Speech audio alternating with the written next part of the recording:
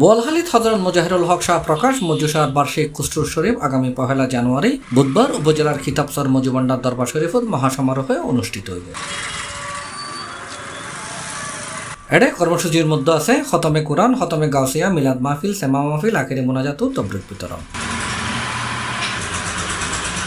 এই উরস শরীফত জাতি ধর্ম বর্ণ নির্বিশেষে ব্যাকুলরে আমন্ত্রণ জানাই দরবারের আওলাদে পাক শেখ মোহাম্মদ নুরুল ইসলাম, শেখ মোহাম্মদ নাজিমুদ্দিন, শেখ মোহাম্মদ মুসলিমউদ্দিন, শেখ মোহাম্মদ আনিসুর রহমান ও শেখ মোহাম্মদ আবুল হাসনাত মিনহাজ।